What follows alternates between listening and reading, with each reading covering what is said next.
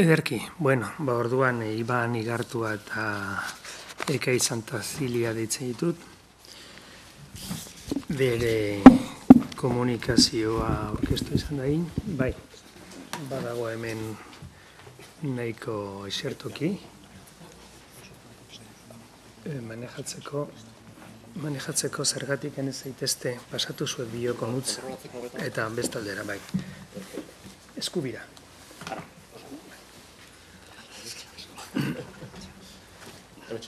Esperientziak esaten du arratutxo hori badabilera, eta besteak ez dakigu. Bai, badabil, ez da? Bai, ematen du badabilera, Bai, egunon guztioi eta hau irekitzunan bitartean eskerrak eman nahi dizkiet biltzar honen antolatzailei gaur hemen egoteko aukera emateatik. Ustut hau dela. Bueno, bai, izenburuan azaltzen den bezala, instrumentala izango dugu hizpide nagusi, instrumentala zarituko gara eta edozein kasutan ez bakarrik instrumentuaz. Zergatik instrumentala eta ez beste edozein forma, bueno, horretarako 3 arrazoi aurkitu gehituen. Alde batetik, instrumentalak duen funtzio aniztasuna, euskararen kasuan eta baita euskaratik kanpo ere, kasu marken paradigman nekez aurkitu liteke horren beste funtzio eta hain ezberdinak betetzen dituen beste formaren bat. Beste aldetik, bigarren arrazoia morfema edo atzizkiaren sustantzia bera. Zeta, txistukaria eta gainera frikaria, ez afrikatua, ez da oso ondo lotzen euskarak garai batean izango zituen ezaugarri fonologikoekin, ezta? Eta azkenik 3. arrazoia instrumentalaren toki berezia izen paradigmaren barruan. Ezaguna denez hizkuntzalaritza kontemplaziotik hasten da, ezta? Behaketarik gabe ezinezkoa da analisia. Kontemplazioa izan daiteke arretatsua edo ez hain arretatsua, baina beharrezkoa da beti. Batek baino gehiagok, seguraski gogoan izango ditu, gogoan izango du Karl Werner, ikerlari alemaniarrak, noiz eta nola deskribitu zituen bere izena daraman legearen baldintzak, argizariaren, kandelen argitan erdi lo zeuela aurrean hizkuntza indoeuropar zaharren formak zitula. Hori behintzat kontatu digut, ezta. Euskal izen paradigmaren behaketak sinkroniatik atera gabe ere berelako eragina du analisian, historiarako ere baliagarria izan daitekena. 3 multzo bereiz daitezke, zerrenda honetan jakina, ez da osorik hori ikus daiteken bezala. Alde batetik urdinez, markatu ditugu genitibozko formaren gainean eraikitako formak, berantiarrak denak, ezta? Gauza bera esan daiteke, jakina, atlatiboaren gainean eraikitzen diren formez. Hau da, destinatiboa esate baterako, rako, posposizioarekin, kasunetan, aproximatiboa edo direkzional, edo bestela esan da norabidezkoa, bai? Eraino lehenbiziko kasuan, erantz bigarrenean. Hori urdinez agertzen zaigu, genitibozko formaren gainean eraikitakoen kasuan, hor dago urdinez. Laranja aldiz, bigarren multzo bat, eta pluralgilea erakusten diguten formak, eta pluralgilea. Eta kasu guztietan gainera forma lokalak edo lokatiboa dira. Eta azkenik, kasu gramatikal zentralak edo ditugu, ez da ondo bereizten da, bai, absolutiboa, ergatiboa eta datiboa, berdez markatu ditugu, baina ez horiek bakarrik, hau da, aditz komunztaduran islatzen direnak. Horiei, normalean, genitiboa gehitu izaio, nominalizazioaren bitartez, kasu gramatikalen multzoan sartzen delako. Eta hor dago bestetik gure instrumentala, paradigmetako formen aldetik, ergatiboa bezalako, kasu marken portaera morfologikoa duena, konparatu besterik ez dago, mendiak, mendiaz, bai? Mendiek, mendiez, edo mendik, mendiz mugagabearen zutabean, paradigman. Oso litekena da, jeina, hiru multzo horiek paradigmaren hiru garai ezberdin ordezkatzea. Instrumentala ikusiko dugunez, instrumentalak toki berezia du bilakara horretan. Inork luke definituko kasu gramatikal gisa, bintzat Kuribovicek heldiguk utziko, baina ez dago ez kasu lokalen, kasu lokatiboen, ez bestelakoen artean. Nunbait egotekotan, morfologiaren aldetik, gainera, kasu gramatikaletik gertuago kokatu beharko genuke. Instrumentala aztertzerakoan, hainbat galderari erantzuna bilatzen ibili gara. Alde batetik, interesatzen zitzaigun jakina zein rol edo funtzio tematiko betetzen dituen, eta posible baldin bada, noiztik. Bigarrenik zer nolako lotura dauen funtzio hoien artean, bide batez funtzio batzuen eta besteen arteko hurbiltasun erlatiboa ezagutzeko.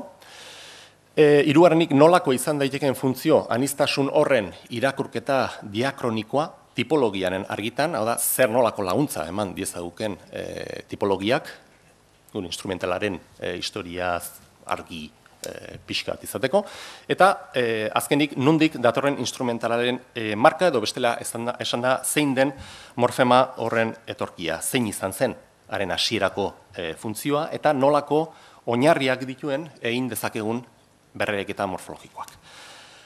Aipatu dugun, instrumentalaren funtzio aniztasuna argi erakusten dute honako adibide hauek. Instrumentua, zapataz jo, materiala, zurez egindako aulkiak, modua, euskaraz hitz egin, lehen adibidea, gaia, izan daiteke, euskaraz hitz egin, bigarren adibidea, iraupena, 2 urtez, han izan zen, esaten dugu, kausa, gure faltaz, zer gertatu da, agente pasiboa, jende prestu guztiez laudatua, ez da jakina oraingo adibidea, zarra bizik, edo zeharkako objektua egoeraz baliatzea, edo hasieran esan dugun bezala instrumentalaz gogoratzea, egitura antipasiboetan ohiko diren formak, alegia. Guztiak ez dira seguraski zerrenda horretan izango, baina kategoria nagusiak behintzat bai.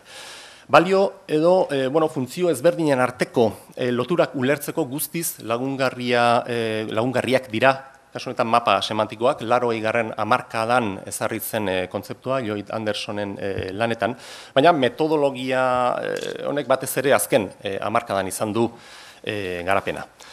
Hemen dugun mapa honetan, era nolabait estatikoan irudikatzen dira instrumentalaren eta beste funtzio batzuen arteko loturak. Ikus dezakegunez, instrumentala komitatiboarekin, lokatiboekin, bidearekin, jatorri iturriekin, iraupenarekin, materialarekin, kausarekin eta agentekin lotu daiteke. Mapa semantikoa osatzeko egileek, alegia Narrok eta Itok 2007ko lan horretan 200 hizkuntzez osatutako lagina aztertu zuten.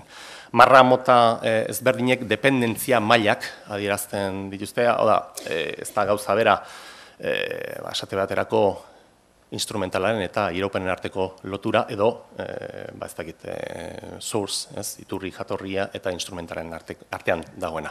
Beti ere hau modu estatistikoan edo neurtuta. Historiaren ikuspegitik, eusen kasutan, interesgarriagoak dira mapa semantiko dinamizatuak. Lehen ikusi dugun mapa modu, nolabait esan, diakronizatuan edo, islatua ikusten dugu, beste diapositiba honetan, eta mapa semantiko dinamizatuek ematen diguten hain zuzen da bilakabidearen o bilakaeraren berri.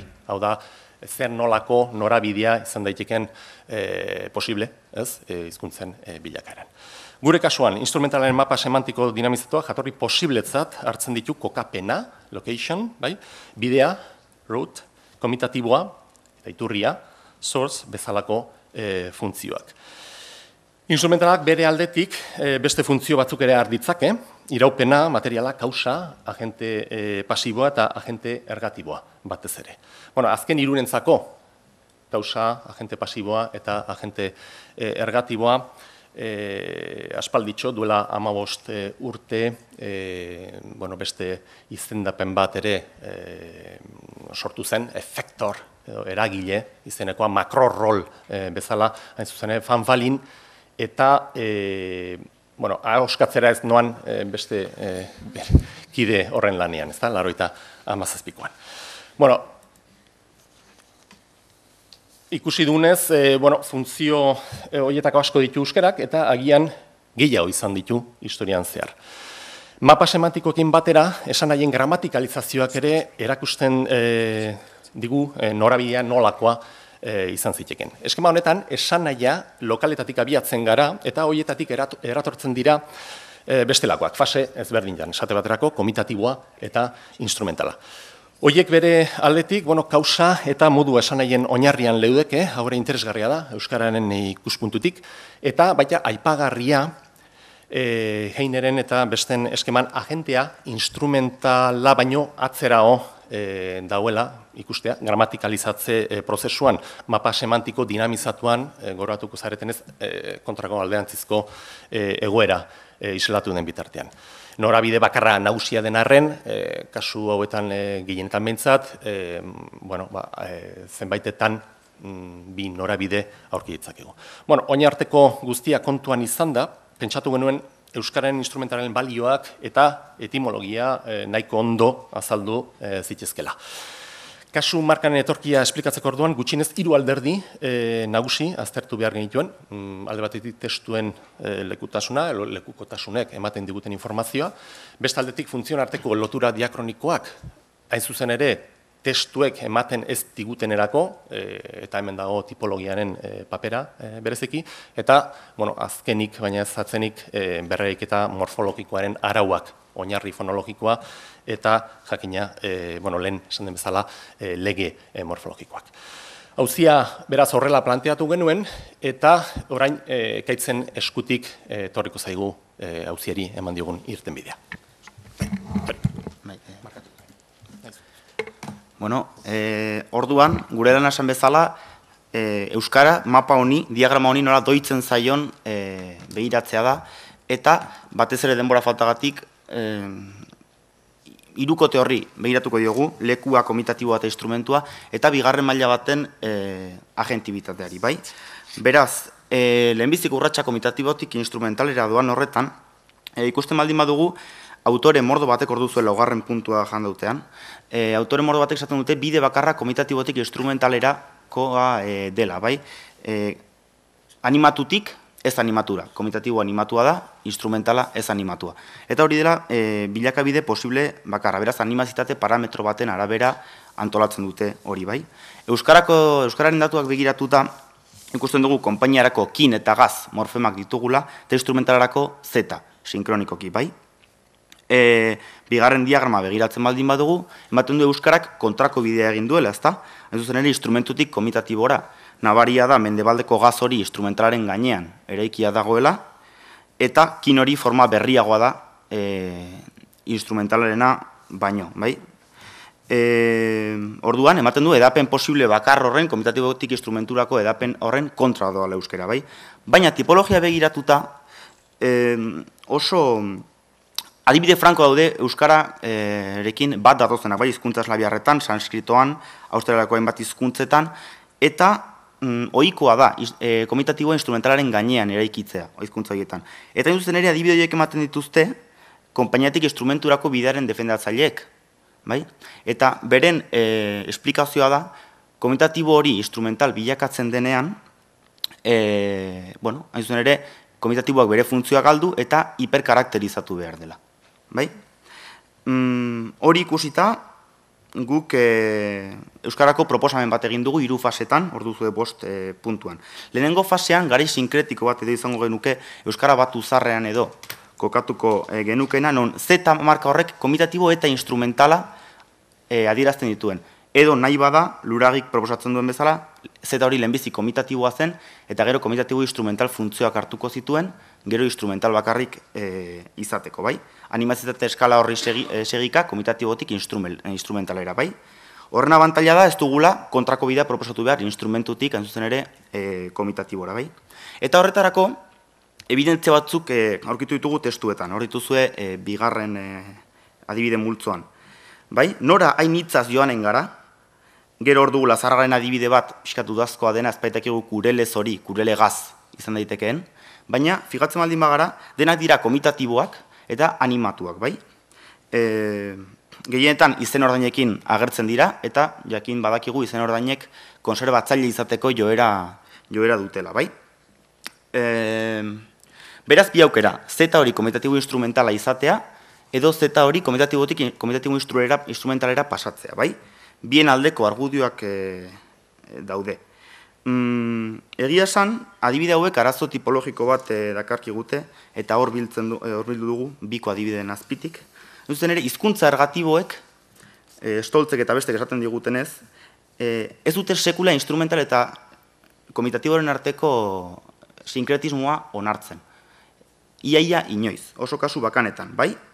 Eta, beraz, guk hemen ikusten duguna da, komitatibo instrumental garbiak ditugula batez ere, komitatibo gardenak ditugula lehenbiziko bi adibideak, hain nitzaz joanen gara, zergatik dira komitatibo garbiak, joan aditza, nik eta zuk biok egiten dugulako. Eta bigarrenean, komitatibo instrumental muga edo bilakabide horretan egongo lirateke, nitzaz atseginek ezin dukezu hortan, atsegina duena beti bestea delako. Nirekin, ni baliatuta, baino besteak, ezta? Orduan, guk ikusten duguna da, hizkuntza ergatiboek problema hori dute, bakarrik edo komitatibo instrumentala eta agentea bereizten dituzte, edo komitatiboa eta instrumentua, komitatiboa beti alde batera geratzen da, bai? Agentearekin ez dira sekulaz sinkretizatzen. Beraz, datu hauek azaltzeko, proposatu beharrean gaude, egoera sinkretiko horretan, Z, bai komitatiboa instrumentala zenean, euskara hizkuntza ergatiboa ezin zela izan, bai? Eta horrek, ikuspegi diakronikotik eragin handia du, bai? Zergatik ez da posible hori? Komitatiboa eta instrumentuak nolabait ere konpainia zentzua dutelako, horrekin egiten dugu, eta instrumentuak aldi berean agentearekin kausalitate efektu bat. Hoien eraginez gertatzen da ekintza, ezta? Orduan, agenteak ez du onartzen komitatiboarekin sinkretizatzerik, bai? Bigarren fase batean, banaketa gertatuko litzateke, instrumentala eta komitatiboa banatuko lirateke, bai?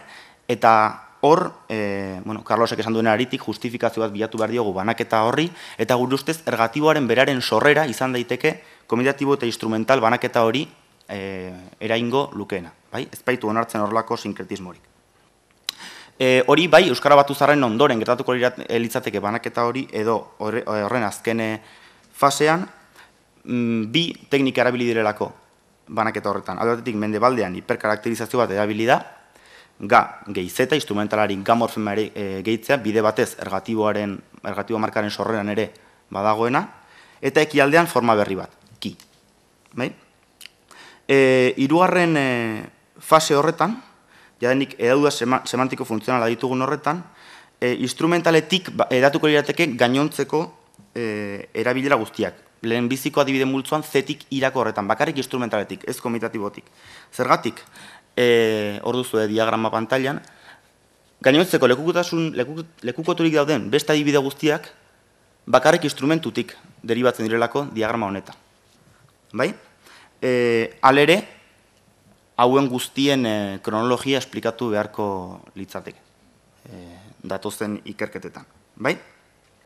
Amaitzeko, morfemaren jatorriaz mintzatu nahi nuke pixka bat, ikerketa sakonagoak behar dira, baina, pensatzen dugu toponimiako zarekin lotzen ahal dela, elortza eta pagatza bezalako izenetan ageri dena, bai? Gogoan izan, ez dela posible frikari bat itzukaren aitzin euskaran, eta beraz, za horrekin lotzen alda. Funtzio lokatiboa duen za horrekin, ezta? Izanorainak behiratuta, nizaz eta zutzaz bezalako aldaretan oraindik gordetzen dena, ezta? Horretarako, gero azken urratsa da za hori zerekin lotu, izan liteke aditz batekin, akaso zar edo besteren bat, baina hori oraindik ez dugu sobera garbi. Pixka, tipologiari begiratuta, hori erraza da, badakigulako lokatibo batek eman dezakela bai komitatiboa eta bai instrumentua, bai? Beraz, komitatibo instrumental bat etor daiteke lokatibo batetik, eta hor genuke adibidea. Aldi berean, horiek dira Heineren diagrama horretan, lehenbizi gramatikalizatzen direnak, lokatibo eta komitatibo instrumentalak, beraz, zaharrak lirateke, bai? Adibide franko aurkitzen ditugu horrenak tipologian. Hor, arazoa da, proposatzen baldin badugu lokatibotik komitatibora pasa zela asuntoa, eta gero komitatibotik komitatibo instrumentalera. Zergatik, lokatibotik komitatiborako bidea ez dagoelako horren ongi lekukotua instrumentalaren presentziarik gabe. Bai? Amaitzeko beraz, hau da guk proposatzen dugun diagrama, lokatibo bat genuke, akaso komitatibo bilakatua edo zuzenean komitatibo instrumental, eta ergatiboaren sorrerak bultza lezake banaketa. Instrumentala alde batetik, zeta, eta hortik beste erabilera gramatikalizatuko lirateke, eta bestatik komitatiboa dialektalki diferentea dena, kin, hizkera batzuetan, eta gaz. Eta komitatiboak dituen beste erabilerak ez dugu uste gauzatu direnik.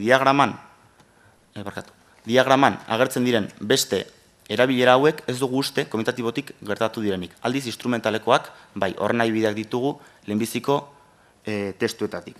Interesgarria litzateke, alere hizkuntza indoeuroparren eragina zein den bilakabide hauetan, hurrengo ikeketetarako. Nire aldetik besterik ez, eskerrik asko.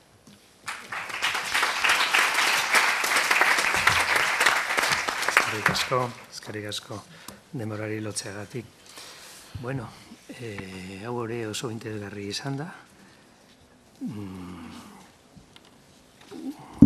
Egia da, azkenengo hor ikusten dugun split horren ondoko gauzak askoz ere argiago direla aurreko baino, nire ustez behintzat.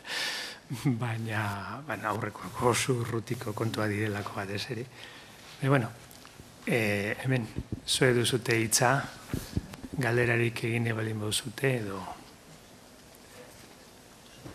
konturen bat esan. Opa, kaixo egunon. Galdera baino, igual da ohar gehiago, ikerketan jarraitzeko.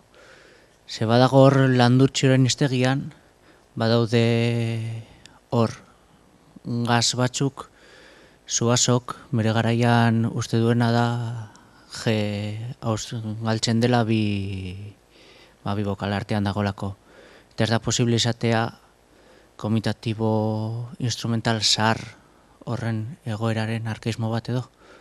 Ez dakit ondo azaldu dudan, galdera ulertzen den. Bai, begiratu beharko dituzke datuak ez ditut ezagutzen, baina eskerrik asko. Pasatu Josu mikrofonua Josebari mesedez.